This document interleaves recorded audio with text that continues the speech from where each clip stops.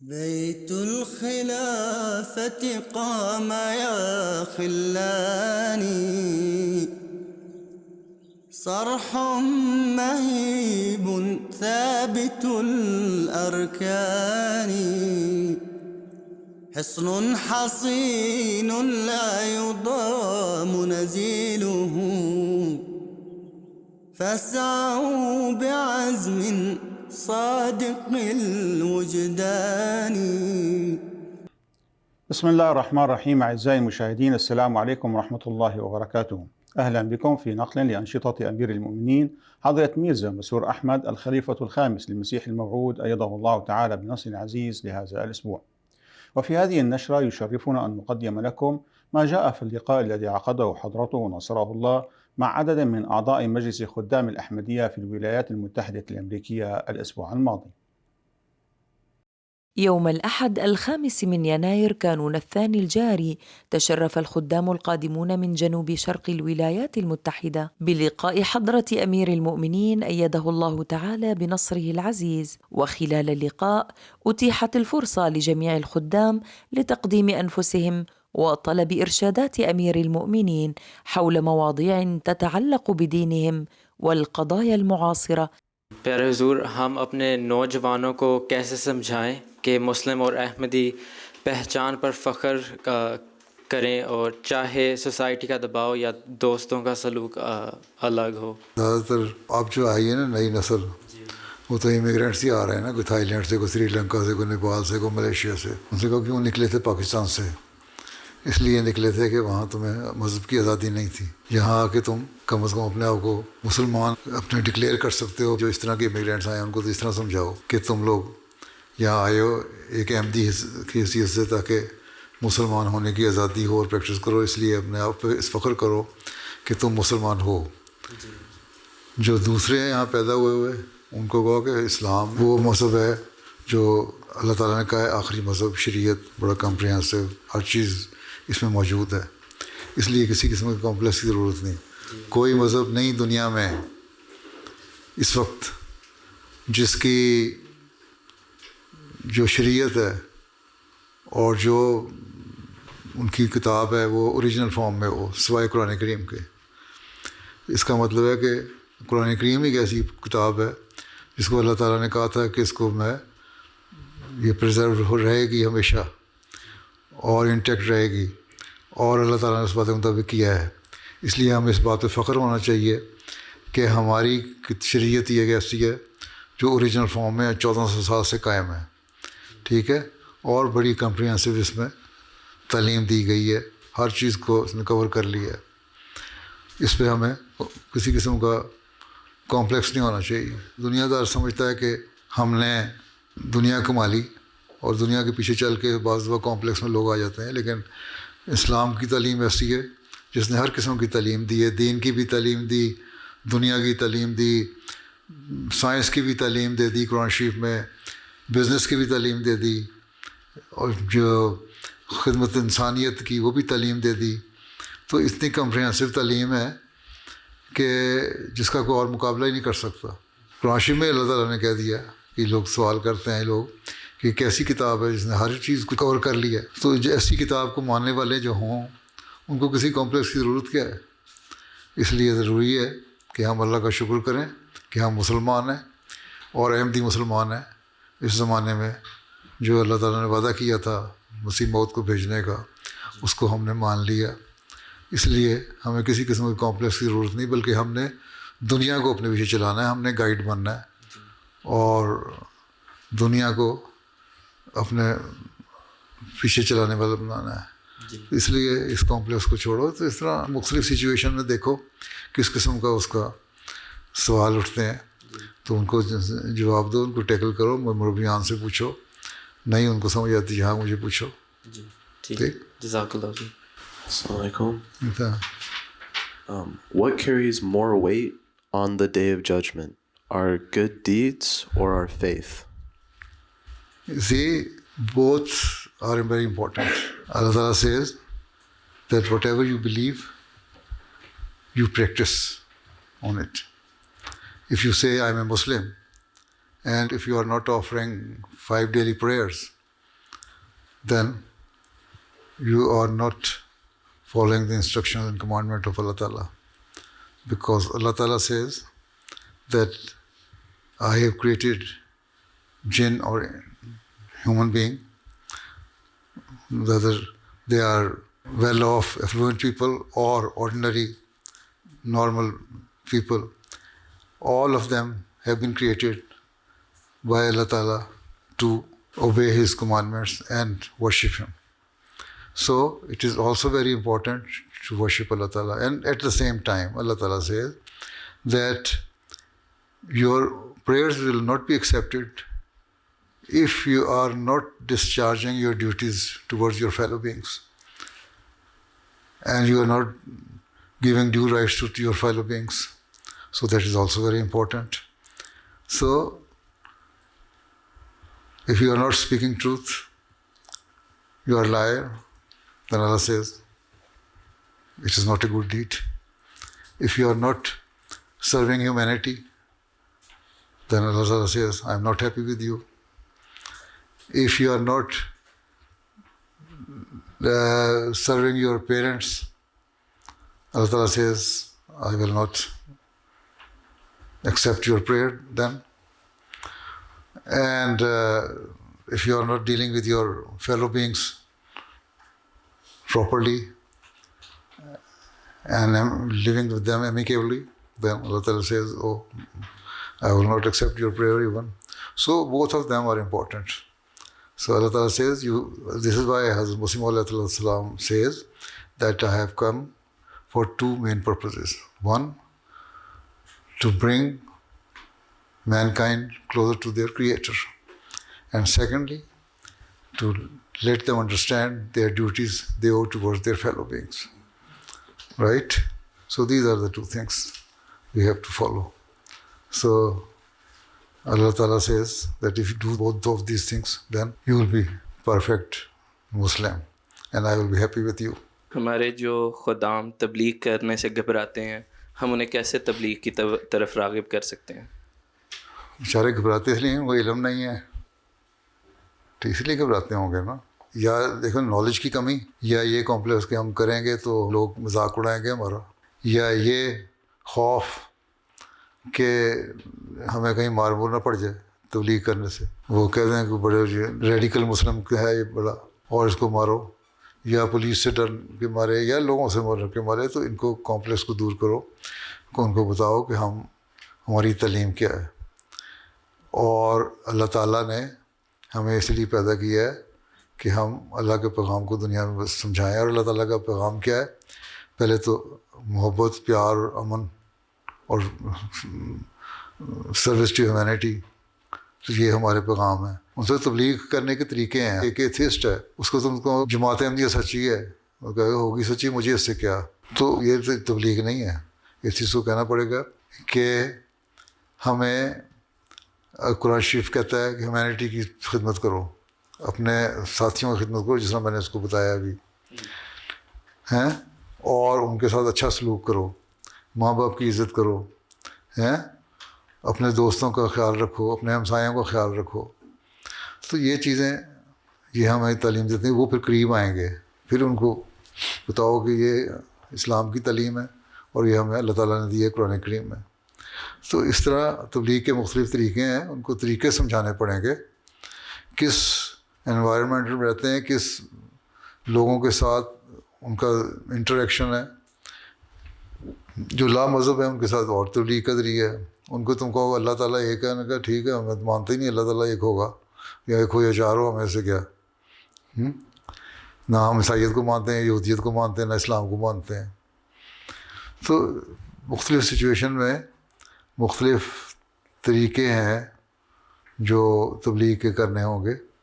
اس لیے پہلی چیز یہی ہے، میں نے پہلے کہا تھا کہ اسلام کی پیار اور امن کی جو تعلیم ہے نا، اس سے زیادہ انٹروڈیوس کراؤ اپنے سارے انوائرمنٹ کو، سارے ماحول کو، ٹھیک ہے، اپنے دوستوں کو، اور پھر آہستہ آہستہ آگے بڑھو.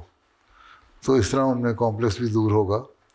پھر یہ ہے کہ سیمینار کریں، وہاں غیر احمدیوں کو بلائیں، اس میں جو کنٹمپریری ایشوز ہیں ان کے اوپر اپنے اسلام کی رائے کے اوپر کوئی ڈلیور کرو لیکچر، تو اس میں لوگ آئیں گے، انٹرسٹ لیں گے، تو جب وہ غیروں کو دیکھیں گے نا اس طرح انٹرسٹ لے رہے ہیں، تو ان کا کمپلیکس بھی دور ہو جائے گا جو تمہارے ساتھی ہیں. ٹھیک ہے، تو اس لیے غیروں کے ساتھ انٹریکشن کرنے کے لیے ایک گیدرنگ بھی ہونی چاہیے ہر سال، 1 2 3 سیمینار. ان میں اپنا کو بھی بلاؤ جو ذرا کمپلیکس میں مبتلا ہیں. ٹھیک ہے، مختلف سچویشن میں مختلف فیصلے ہونے ہوتے ہیں، تو یہ آپ لوگ دیکھ کے کریں. ماشاء اللہ فرٹائل ذہن ہے آپ لوگوں کے. ٹھیک. My question is, what advice would Hazur give to the younger generations on choosing a career path that aligns with both personal passion and the service of humanity? If you don't have any personal passion for any career, then you cannot, or you can perform better. So it is better to choose your career according to your own desire and your passion, right? And if you are a lawyer, you can serve humanity, you can serve the Jamaat in a better way. If you are a doctor, you can serve humanity.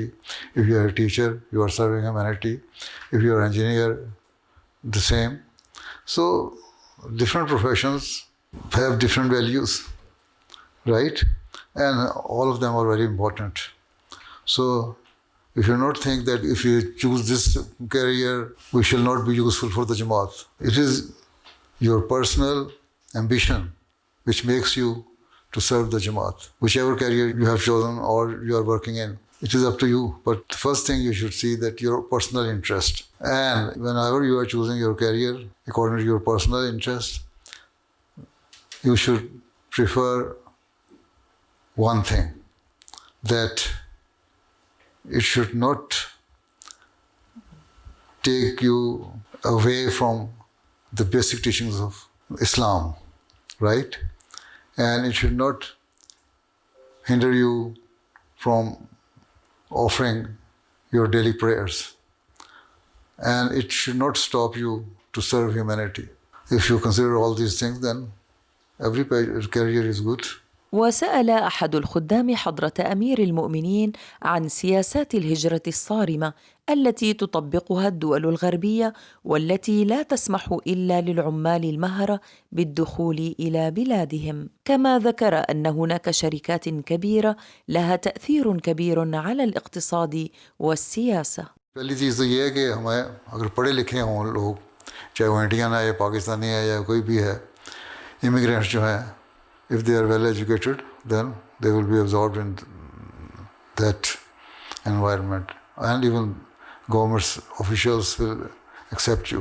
میں تو بڑے عرصے سے کہہ رہا ہوں کہ مسلمانوں کو بھی، احمدیوں کو بھی بزنس میں آنا چاہیے اور اپنے بزنس کو بڑھانا چاہیے. مسلمانوں کو بھی چاہیے. ہمارے اشیاء کرتے ہیں سارے آئل منی والے ملک، مڈل ایسٹ ہے یا یہ سارے جتنے آئل پروڈیوسنگ کنٹریز ہیں، تو یہ اپنے جا کے عیاشیاں کر کے کسینوں میں الٹا کے آ جاتے ہیں امریکہ میں، بجائے اس کے کہ انویسٹمنٹ کر کے ساری اکانومی پہ قبضہ کریں، اور پھر امریکہ سے مانگتے ہیں. وہ لوگ اپنی قوم کو دیکھتے ہیں، ہم لوگ اپنے ذاتی چیسٹ کو دیکھتے ہیں کتنا ہمارا بینک بیلنس ہو گیا. تو یہ بدقسمتی ہے ہماری. Unfortunately this is what is happening. تو اس لیے پہلی بات تو یہی ہے کہ بزنس میں آئیں. باقی آج کل جو حالات ہیں وہ تو یہی ہیں. تو اس کے لیے اپنے آپ کو تیار کرو. میں کیا بتا سکتا ہوں کہ کیا کرنا ہے. میں تو بڑے عرصے سے بتا رہا ہوں کہ محنت کریں، اور ہمارے لوگوں کو پڑھ لکھ کے اسکل ایسی آنی چاہیے کہ جس کو ضرورت ہو، ریکوائرمنٹ ہے وہاں کی. اچھے سائنٹسٹ ہوں. ہمارے کتنے ہیں، ابھی تک تو نوبل پرائز بھی کسی کو نہیں ملتا، ہمارے مشکل سے ملتا ہے. اچھے سائنٹسٹ، ٹاپ کے سائنٹسٹ کوئی نہیں ہے. جتنے جرنل میگزین ریسرچ کے چھپتے ہیں امریکہ میں، ان میں سے ایک آدھا کہیں سے مسلمان کا مسلم ہوتا ہے، نہیں تو اکثر دوسروں کے ہوتے ہیں. تو کیوں نہیں ہم آگے آتے؟ تو should consider it, have to focus on it, کہ ہم نے اپنی ایجوکیشنل لیول بڑھانا ہے، اپنی اسکل بڑھانی ہے. تو اگر کھا پی گئے مسلمان، ہمارے احمدیوں کے پاس تو کچھ نہیں، لیکن آئل پروڈیوسنگ کنٹری کے پاس تو بہت کچھ ہے نا. وہ کھا پی رہے ہیں، جہاں مسلمانوں کو ہوش ہی نہیں آتی تو کیا کریں ہم. ٹھیک ہے. جزاک اللہ. میری یہ سوال ہے درود پہ اور درود شریف پہ. ہم حضرت محمد صلی اللہ علیہ وسلم کے لوگ اور حضرت ابراہیم کے لوگ کہ تھوڑا سا ڈفرینس کرتا ہے. جیسے یہ حضرت ابراہیم کے برکت ہمارے لوگ کے اوپر بھی کرتا ہو. میری یہ کویشچن تھا, یہ کیوں کرتا ہے ایسا؟ حضرت ابراہیم علیہ السلام ابو الانبیاء کہلاتے ہیں, فادر آف دا پروفٹس. ٹھیک ہے, کس لیے کہ ان کی نسل میں سے حضرت اسحاق اور حضرت اسماعیل پیدا ہوئے. حضرت اسحاق کی نسل میں سے بہت سارے پروفٹ آئے. اس کے بعد حضرت اسماعیل کی نسل میں سے حضرت صلی اللہ علیہ وسلم آئے. دا کلائمیکس جو تھی, اس کی جو ہائٹ آف بلیسنگ تھی جو اللہ تعالیٰ کی ان پہ, حضرت ابراہیم پہ, وہ تھی جب انہوں نے دعا کر رہے تھے, کعبہ کی بنیادیں اٹھا رہے تھے کہ اس نسل میں سے ایسا پیدا کر جس کو شریعت کامل ہو. اور اللہ تعالیٰ نے دعا قبول کی. اللہ تعالیٰ نے حضرت اسماعیل کی نسل میں سے حضرت صلی اللہ علیہ وسلم کو پیدا کیا. تو وہ جو زیادہ سے زیادہ ایک فائدہ ہو سکتا تھا کسی بھی چیز کا, اور جو کلائمیکس تھی کسی بھی چیز کی, وہ تو حضرت صلی اللہ علیہ وسلم کی ذات میں آ کے ختم ہو گئی. ٹھیک ہے, اس لیے ہم دعا کرتے ہیں. اس طرح ابراہیم علیہ السلام کو اللہ تعالیٰ نے اس مقام تک پہنچایا کہ اس کی انتہا حضرت صلی اللہ علیہ وسلم کی صورت میں ظاہر ہوئی. اسی طرح حضرت صلی اللہ علیہ وسلم کو اس مقام تک پہنچا کہ یہ جو اللہ تعالیٰ نے فضل فرمایا ہے صلی اللہ علیہ وسلم پہ کہ آخری نبی, آخری شرعی نبی بنایا ہے, اس کا ساری دنیا میں اس کا فائدہ ہو. حضرت ابراہیم کے علیہ السلام کے جو پہلے نبی آتے رہے وہ مختلف قوموں میں آتے رہے, چھوٹی قوموں کے لیے, لیکن حضرت صلی اللہ علیہ وسلم کو پوری دنیا کے لیے بھیجا. لیکن پوری دنیا نے قبول نہیں کیا ابھی اسلام کو. اس لیے ہم یہ دعا کرتے ہیں, درود بھیجتے ہیں کہ جس طرح جو فضل اللہ تعالیٰ نے ان پہ کیا, وہی فضل وہی بلیسنگ ہم حضرت صلی اللہ علیہ وسلم پہ کر کہ حضرت صلی اللہ علیہ وسلم کا دین جو ہے ساری دنیا میں پھیل جائے. لیکن اس کا مطلب یہ نہیں ہے کہ حضرت ابراہیم علیہ السلام کا مقام بڑھ گیا. مقام حضرت صلی اللہ علیہ وسلم کا ہی زیادہ ہے باوجود اس کے نسل. اس کی مثال اس طرح ہی ہے, فروٹ ٹریز ہیں, اورنج فروٹ ہیں, اس میں میکسیمم بعض دفعہ 1500 فروٹس لگ جاتے ہیں ایک ٹری پہ. اسی طرح ایک مینگو ٹری ہے, اس پہ تھاؤزنڈس آف فروٹس لگ جاتے ہیں ایک ٹری پہ. تو وہ مثال اس کی یہ ہے کہ جس طرح ابراہیم علیہ السلام کے درخت کو اتنا میکسیمم کیا کہ اس کے جو میکسیمم پوٹینشیل تھا پھل لگانے کا وہ اس کو لگ گیا. ٹھیک ہے, حضرت صلی اللہ علیہ وسلم کے درخت کو بھی اتنا بڑھا کہ اس کا جو میکسیمم پوٹینشیل ہے, اور اللہ نوز کہ واٹ از دیٹ پوٹینشیل, کیونکہ اللہ تعالیٰ کہتا ہے ساری دنیا پہ اسلام غالب آئے گا, اور ساری دنیا کے لیے حضرت صلی اللہ علیہ وسلم کو بھیجا ہے, باقی کسی نبی کو نہیں بھیجا. تو وہ جو پھل ہے وہ جو میکسیمم اس کی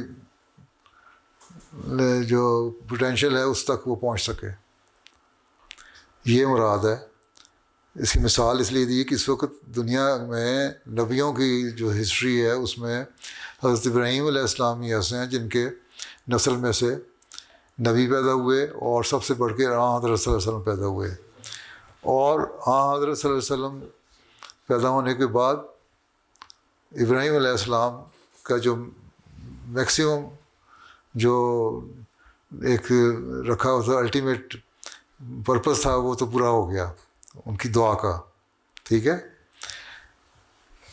لیکن حضرت صلی اللہ علیہ وسلم کو اللہ تعالیٰ نے کہا تم پوری دنیا کے لیے بنا کے بھیجا تھا, اور وہ اس وقت تک پورا نہیں ہوگا جب تک ساری دنیا حضرت صلی اللہ علیہ وسلم کو ماننے نہ لگ جائے, یا اس میں سے جو میکسیمم پاپولیشن وہ ماننے نہ لگ جائے. تو یہ دعا ہے, دعا درود شریف میں سکھائی گئی ہے کہ تم یہ دعا کرو کہ حضرت صلی اللہ علیہ وسلم کو بھی اسی طرح وہ رزلٹ حاصل ہو جائیں جس طرح حضرت ابراہیم علیہ السلام کو ان کی دعا کے ذریعے سے حضرت صلی اللہ علیہ وسلم مل گئے تھے. اب اللہ تعالیٰ نے پیدا تو کر دیا ان کی نسل میں سے وہ نبی جو ساری دنیا کے لیے پروفٹ ہے, لیکن اب اس کے کام ابھی پھیلنے والے ہیں. وسلم کی زندگی میں تو عرب کے چند قبائل میں اسلام پھیلا تھا, پھر خلافت راشدہ میں پھیلا, پھر بعد میں اور زیادہ پھیلا. لیکن ابھی بھی دنیا میں اگر 2 بلین مسلمان ہیں اور باقی 6 بلین جو ہیں وہ سو کالڈ عیسائی اور ایتھسٹ اور دوسرے لوگوں ہیں. تو ابھی تو جب تک ہم یہ نہیں کہتے کہ دنیا میں 6 بلین مسلمان ہو گئے, اس وقت تک حضرت صلی اللہ علیہ وسلم کی وہ چیز حاصل نہیں ہوئی. اس لیے درود شریف کا مطلب یہی ہے کہ ہمیں دروشی پڑھنا چاہیے، ساتھ کوشش کرنی چاہیے کہ اللہ تعالیٰ وہ پھل جو حضرت ابراہیم علیہ السلام کو دیا اور جو پینیکل تھا اس کا، جو ہائٹ تھی اس کی، وہاں حضرت صلی اللہ علیہ وسلم کی صورت میں ظاہر ہوا، وہ آن وسلم کو اب اتنا دے کہ ہم دنیا میں حقیقی مسلمانوں کو، یہ مسلمان نہیں جو پیسہ آئے تو کسینہ میں جا کے یا شراب پینے میں خرچ کر دیتے ہیں، وہ مسلمان جو حقیقی مسلمان ہے وہ مسلمان دے. اگر اس طرح آپ درود پڑھتے ہوئے درود پڑھیں گے نا، اللہم صلی علی محمد و علی آل محمد، کہ حضرت صلی اللہ علیہ وسلم پر اتنا فضل فرما جو بہت زیادہ فضل ہے. صلی کیا ہے؟ صلی کا مطلب ہے دعا کرنا. اللہ تعالیٰ دعا تو نہیں کرتا نا، اللہ تعالیٰ وہ کہتے ہیں کہ جو تو اپنا اتنا فضل کر کہ جو ساری تیری سسٹم ہے دنیا کا، کائنات، اس کو حضرت صلی اللہ علیہ وسلم کی خدمت میں لگا دے اور ان کے دلوں میں یہ پیدا کر دے کہ حضرت صلی اللہ علیہ وسلم کا مقام بہت اونچا ہے. جس طرح تو نے ابراہیم کے زمانے میں ان کی نسل میں سے نبی پیدا کر کے لوگوں کے دلوں میں ابراہیم کا ایک تقدس پیدا کیا، ایک مقام پیدا کیا، ایک سٹیٹس پیدا کیا، ٹھیک ہے. اور پھر اللہ مبارک، اور پھر اس کو اتنی برکت دے کہ وہ پھیلتا جائے، پھر یہاں رک نہ جائے ایک دفعہ مل کے، بلکہ وہ پھیلتا جائے. اور اگر اس طرح انسان درود پڑھے اور دعا کرے تو وہ دعا جو ہے وہ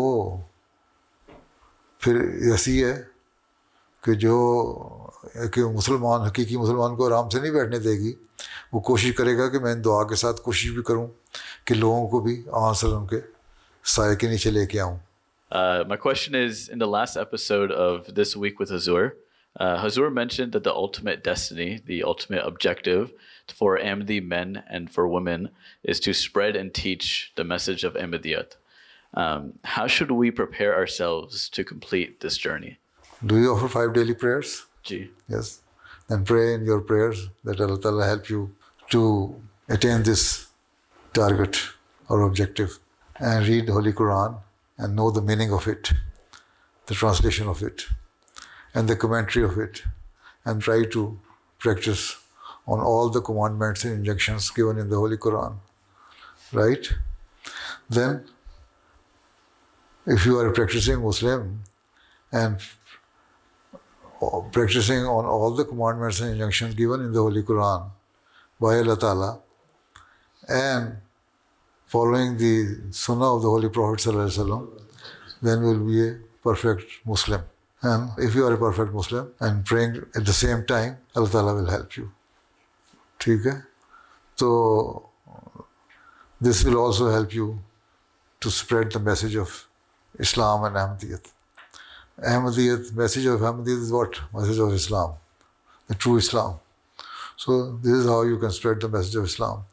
So you should know, first, you should have a personal contact with Allah Ta'ala. Never leave any prayer. All 5 daily prayers are obligatory, and offer them with full concentration. And then read the Holy Quran and know the commandments and injunctions given in the Holy Quran, so that you can practice on it and spread that message to others. ٹھیک ہے؟ اسی طرح ہوگا، اس کے علاوہ اور کوئی راستہ نہیں. And that is all. وفي ختام اللقاء أتيحت الفرصة للخدام لالتقاط صورة مع حضرة أمير المؤمنين، كما تلقى الخدام أقلاما هدية من حضرة أمير المؤمنين. كان ذلك بعضا من أنشطة أمير المؤمنين أيده الله تعالى بنصر عزيز في الأسبوع الفائت.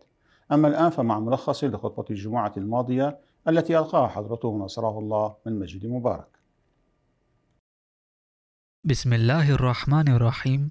نقدم لحضراتكم ملخصا لخطبة الجمعة الأخيرة التي ألقاها سيدنا أمير المؤمنين أيده الله تعالى بنصر العزيز من المسجد المبارك في تيلفورد في 10 من يناير كانون الثاني الجاري، حيث تابع الحديث عن أحداث من سيرة النبي الأكرم صلى الله عليه وسلم، ومنها سرية زيد بن حارثة. وقال: كانت هذه السرية ضد بني فزارة الذين هاجموا قافلة تجارية للمسلمين وأخذوا أموالها ومؤنها، وكان قائد هذه الجماعة المفسدة امرأة مسنة تدعى أم قرفة، وكانت عدوة لدودة للإسلام. عندما تم القبض عليها في المعركة، قام أحد أفراد فريق زيد واسمه قيس بقتلها. ويذكر ابن سعد بأن قتلها تم بربط قدميها بجملين دفع باتجاهين مختلفين، فتمزقت نصفين، ثم تم تسليم ابنتها إلى سلمة بن أكوع. استنادا إلى هذه الرواية قام السير ويليام موير بتقديم هذا الحادث كمثال على وحشية المسلمين بشغف بالغ، وقال: في هذا العام اضطر المسلمون للخروج من المدينة في العديد من الحملات، لكن هذه الحملات ليست جميعها جديرة بالذكر، ولكن لا يمكنني أن لا أذكر إحداها لأنها انتهت بفعل ظالم من المسلمين. من الناحية العقلية يجب أن نعلم أنه من غير المعقول قتل امرأة ليس عليها أي اتهام بالقتل في لحظات هادئة ثم قتلها بالطريقة المذكورة، فالإسلام حتى في ساحة المعركة يمنع بشكل صارم قتل النساء. وفي إحدى المناسبات وجدت امرأة من العدو مقتولة في ساحة المعركة، ورغم أنه لم يكن واضحا في أي ظروف قتلت، ولكن النبي صلى الله عليه وسلم غضب عند رؤيتها وأوصى الصحابة بعدم تكرار هذا الأمر. وبالمثل كلما أرسل النبي صلى الله عليه وسلم سرية كان من النصائح التي يقدمها للصحابة ألا يقتلوا امرأة أو طفلا. إن وجود هذه التوجيهات الأساسية لا يمكن أن يجعل تصرف الصحابة وخاصة زيد بن حارثة والذي يعتبر من أهل بيت النبي صلى الله عليه وسلم مقبولا في قتل امرأة بهذه الطريقة، رغم أن القتل لم ينسب إليه بل إلى مسلم آخر. ولكن بما أن هذه الواقعة كانت تحت قيادة زيد فالمسؤولية النهائية تلقى عليه. ومن غير المقبول تماما افتراض أن زيدا وهو يعرف توجيهات النبي صلى الله عليه وسلم قد أعطى الإذن لمثل هذا العمل. بلا شك إذا ارتكبت امرأة جريمة فيمكن أن تعاقب عليها، إلا أن قتل امرأة بسبب العداوة الدينية أو المشاركة في الحرب وخاصة بالطريقة الموصوفة في هذه الرواية يتعارض بشكل صريح مع توجيهات النبي صلى الله عليه وسلم ومع تاريخ الإسلام. إذا قيل إن هذه المرأة كانت مجرمة كما ذكر في بعض الروايات وأنها خطط لقتل النبي صلى الله عليه وسلم، فيمكن هنا أن يتخذ الإطار القانوني. إلا أن السؤال يبقى: كيف يمكن للصحابة الذين لم يقوموا بقتل أعدائهم الأكثر قسوة أن يعاملوا قرفة بهذه الطريقة؟ إن افتراض أن زيدا قد قتل امرأة مسنة بطريقة قاسية لا يمكن أن يقبل، ولذلك من المنطقي أن نعتبر هذه القصة مبنية على الكذب والتزوير. أما بالنسبة للروايات المنقولة فإن ابن سعد أو ابن إسحاق لم يقدم أي سند لهذه الرواية، وبالتالي لا يمكن قبول رواية تتعارض بشكل صارخ مع توجيهات النبي صلى الله عليه وسلم. ثانيا، في الكتب الصحيحة مثل صحيح مسلم وسنن أبي داود لا يذكر مطلقا قتل أم قرفة، وهناك اختلاف بين الروايات التي قدمها ابن سعد وغيره. وبما أن الروايات الموثوقة في الصحاح تعتبر أكثر موثوقية من الروايات التاريخية العامة، فإن رواية صحيح مسلم وسنن أبي داود تعتبر الأهم، كما أن ابن سعد وابن إسحاق قد أورد روايتهما بدون سند، في حين أن مسلما وأبا داود قدماها بسند كامل. وفي صحيح مسلم وسنن أبي داود لا يذكر اسم أم قرفة، بل يذكر اسم أبي بكر بدلا من زيد، ولكن هذا لا يعني أنه يمكن الشك بأن هذه سرية مغايرة، حيث توجد تفاصيل حاسمة مشتركة بين روايات مثل: تم تأكيد في كلتا الروايتين أن هذه الحملة كانت ضد بني فزارة، كتب في كلاهما أن هذه الحملة كانت لامرأة مسنة وأنها قد قتلت، وذكر أن ابنتها كانت معها وأنها وقعت في حصة سلمة بن أكوع. كما أن الباحثين سابقين قد ذكروا صراحة أن رواية مسلم وسنن أبي داود تتناول نفس الحادث المذكور بشكل مختلف عن ابن سعد. وقد صرح العلامة الزرقاني والإمام السهيلي والعلامة الحلبي بشكل قاطع أن هذه هي نفس الرواية التي تناولها ابن سعد وابن إسحاق بشكل خاطئ. كما ذكر الطبري هاتين الروايتين معا موضحا أنهما لنفس الحدث. إذن لا يبقى هناك مجال للشك بأن واقعة القتل الظالم لأم قرفة هي حادثة ملفقة بالكامل، وقد وصلت إلى بعض الروايات التاريخية بفضل عدو خفي للإسلام أو منافق، ولا يعتبر إدراج حادثة خاطئة في التاريخ أمرا غريبا، إذ يمكن العثور على أمثلة من هذا القبيل في تاريخ كل الأمم. وهناك سرية أخرى تسمى سرية عبد الله بن عتيك، حيث أرسل النبي صلى الله عليه وسلم فريقا من أصحابه إلى أبي رافع اليهودي وأمر عليهم عبد الله. وكان سبب هذه الغزوة أن أبا رافع كان يؤذي النبي صلى الله عليه وسلم بشدة ويثير الناس ضده ويعينهم. عندما اقترب عبد الله ورفاقه من قلعة أبي رافع وغربت الشمس، ترك عبد الله رفاقه خلفه وتوجه وحده إلى باب القلعة، وجلس قرب الباب مغطى بعباءته. وعندما جاء الشخص المسؤول عن إغلاق الباب نظر إلى عبد الله وقال: سأغلق باب القلعة، إن كان لديك حاجة فادخل سريعا. فدخل عبد الله بسرعة وذهب إلى جانب القلعة. بعد أن أغلق ذلك الشخص الباب وعلق المفتاح على عتبة قريبة، خرج عبد الله من مخبئه وفتح قفل الباب ليتمكن من الخروج بسرعة عند الحاجة. كان أبو رافع في العلية ومعه عدد من الأشخاص يتحدثون. عندما انصرف الناس وساد الهدوء، صعد عبد الله إلى غرفة أبي رافع. في تلك اللحظة كان أبو رافع قد أطفى المصباح ليخلد إلى النوم، وكانت الغرفة مظلمة تماما. نادى عبد الله أبا رافع، ولكن عند سؤاله من هناك انطلق عبد الله تجاه الصوت وضربه بسيفه بشدة، ولكن نظرا للظلام والارتباك أخطأ الضربة، فصرخ أبو رافع فخرج عبد الله من الغرفة. بعد فترة عاد عبد الله إلى الغرفة، ولكن هذه المرة غير صوته وسأل من كان يتحدث، ولم يتعرف أبو رافع على صوته، فقال: لعنة الله عليك، لقد هاجمني شخص ما بسيفه. وعند سماع ذلك انطلق عبد الله مجددا وضربه هذه المرة ضربة ناجحة، ولكن أبو رافع لم يمت، مما أجبر عبد الله على توجيه ضربة أخيرة تسببت في قتله. بعد ذلك هرع عبد الله لفتح الأبواب والخروج، ولكن أثناء نزوله من الدرج أخطأ في تقدير خطواته فسقط في ظلام الليل، مما أدى إلى كسر ساقه، فربطه بعمامته وزاحف للخارج واختبأ بجوار القلعة. وعندما أشرقت الشمس سمع صوتا من داخل القلعة يقول: مات أبو رافع تاجر الحجاز. حينئذ نهض عبد الله وذهب إلى أصحابه، ثم عادوا إلى المدينة ليخبروا النبي صلى الله عليه وسلم بوفاة أبي رافع. وبعد أن استمع النبي صلى الله عليه وسلم إلى ما جرى، قال لعبد الله: مد قدميك، فدعا له. وبعد ذلك شعر عبد الله كأنه لم يتعرض لأي أذى. ورد في سيرة خاتم النبيين: لا حاجة لنا إلى البحث في تبرير قتل أبي رافع، لأن مكائده الدموية منتشرة على أوراق التاريخ بكل وضوح. كانت حالة المسلمين آنذاك ضعيفة جدا، إذ كانوا محاطين بالأخطار والمصائب من كل حدب وصوب. كان البلد كله متحدا على القضاء عليهم قضاء نهائيا. وفي تلك الظروف العصيبة كان أبو رافع يحرض القبائل المختلفة ضد الإسلام، ويعد عدته ليهاجم المدينة بالتعاون مع قبائل العرب كلها. وهكذا لم تكن هناك طريقة سوى هذه الطريقة تضمن استباب الأمن، ولم يكن بالإمكان حيلة أخرى تضمن حفظ الأنفس. بهذا وصلنا إلى نهاية نشرتنا، ولمزيد من المعلومات يرجى متابعتنا على العناوين الظاهرة أسفل الشاشة. وإلى أن نلقاكم في أنشطة جديدة، لكم منا أطيب الأمنيات، والسلام عليكم ورحمة الله وبركاته. بيت الخلافة قام يا خلاني